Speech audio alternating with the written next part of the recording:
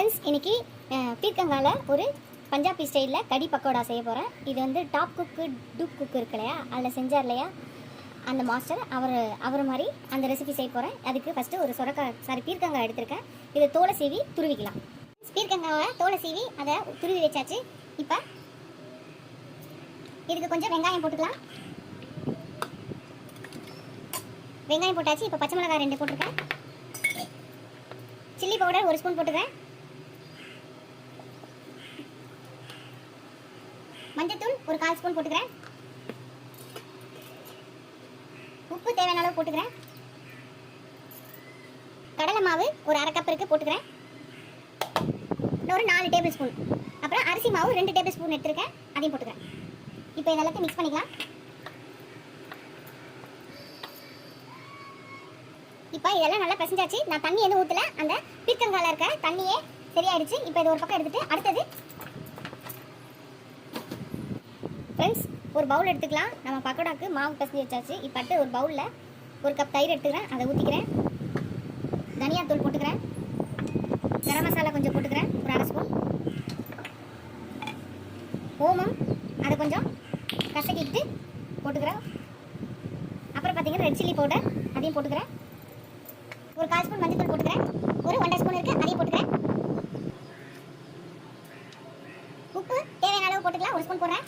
இப்போ இதெல்லாத்தையும் நல்லா கலந்துக்கலாம். இப்போ கொஞ்சம் தண்ணி நல்லா ஊற்றி இதை கரைச்சிக்கலாம். இப்போ நம்ம கரைச்சி வச்சாச்சு. இப்போ இதை எடுத்து வச்சுக்கலாம். இப்போ நம்ம பக்கோடாவை போட்டு எடுத்துக்கலாம். கடாயில் என்ன வச்சுருக்கேன், இப்போ நம்ம பக்கோடாவை போட்டுடலாம். பீர்க்கங்காய் பக்கோடா போட போகிறோம். எல்லாத்தையும் போட்டு எடுக்கலாம்.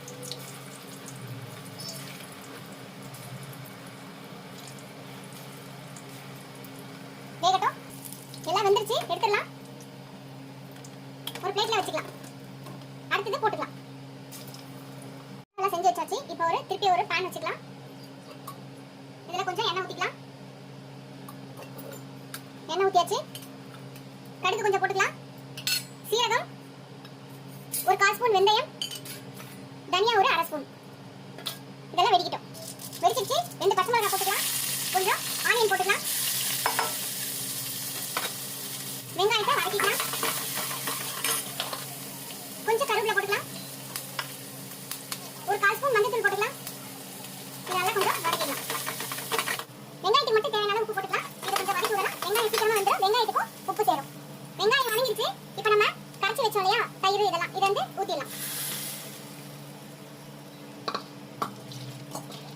கொஞ்சம் தண்ணி ஊற்றிக்கலாம். நம்ம கடலை மாவு ஊற்றிருக்கோம், ஸோ அதனால கொஞ்சம் திக்காகும். அதனால நம்மளுக்கு எவ்வளோ கிரேவி தேவையோ அந்த அளவுக்கு கொஞ்சம் தண்ணியா கரைச்சிக்கலாம். பக்கோடா வேற போட போறோம், அது இழுத்துக்கும். இது கொஞ்சம் திக்காயி வரட்டும், பார்க்கலாம். அது வரை கொதிக்கட்டும். ஃப்ரெண்ட்ஸ் நம்ம வச்ச மோர் அந்த இது வந்து கொதிச்சிருச்சு. இப்போ நம்ம பக்கோடா இது பண்ணோம் இல்லையா, இதை அதில் போட்டுடலாம்.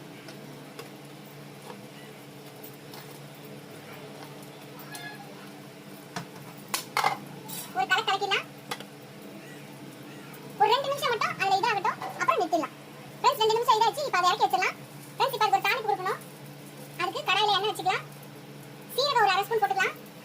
காஞ்ச மிளகாய் ஒரு 2, அப்புறம் red chilli powder, Kashmiri red chilli powder ஒரு 1 ஸ்பூன் போட்டுக்கலாம். இப்போ இதை நல்லா இது பண்ணிக்கலாம். அவ்வளோதான், எடுத்துக்கலாம். இதில் ஊற்றிடலாம். அவ்வளோதான் ஃப்ரெண்ட்ஸ், நம்மளோட பஞ்சாபி கடி பக்கோடா ரெடி ஆயிடுச்சு. அவ்வளோதான் ஃப்ரெண்ட்ஸ், நம்மளோட பஞ்சாபி கடி பக்கோடா ரெடி. இப்போ நம்ம சர்வ் பண்ணிடலாம்.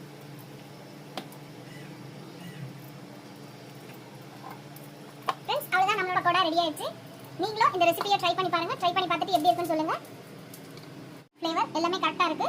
நீங்களும் இந்த ரெசிபியை ட்ரை பண்ணி பாருங்க. ட்ரை பண்ணி பார்த்துட்டு எப்படி இருக்குன்னு சொல்லுங்க.